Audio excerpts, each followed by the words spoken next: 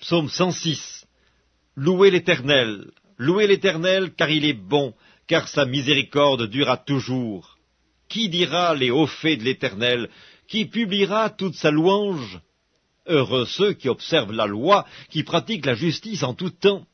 Éternel, souviens-toi de moi dans ta bienveillance pour ton peuple. Souviens-toi de moi en lui accordant ton secours, afin que je voie le bonheur de tes élus, que je me réjouisse de la joie de ton peuple, et que je me glorifie avec ton héritage. Nous avons péché comme nos pères, nous avons commis l'iniquité, nous avons fait le mal. Nos pères en Égypte ne furent pas attentifs à tes miracles, ils ne se rappelèrent pas la multitude de tes grâces, ils furent rebelles près de la mer Rouge, mais il les sauva à cause de son nom, pour manifester sa puissance. Il menaça la mer Rouge, et elle se dessécha, et il les fit marcher à travers les abîmes comme dans un désert. Il les sauva de la main de celui qui les haïssait, il les délivra de la main de l'ennemi.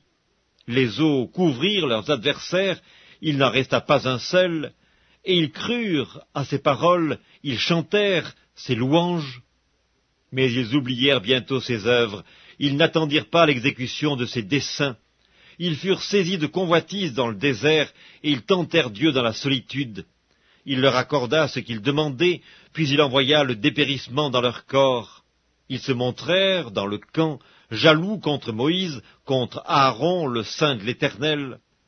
La terre s'ouvrit et engloutit Dathan, et elle se referma sur la troupe d'Abiram. Le feu embrasa leurs troupes, la flamme consuma les méchants.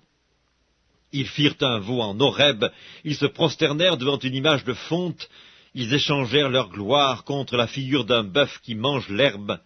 Ils oublièrent Dieu, leur sauveur, qui avait fait de grandes choses en Égypte, des miracles dans le pays de Cam, des prodiges sur la mer Rouge, et il parla de les exterminer. Mais Moïse, son élu, se tint à la brèche devant lui pour détourner sa fureur et l'empêcher de les détruire.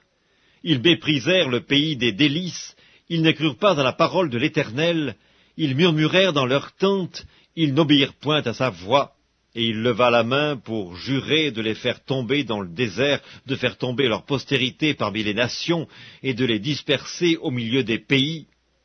Ils s'attachèrent à Baal-Péor, et mangèrent des victimes sacrifiées aux morts.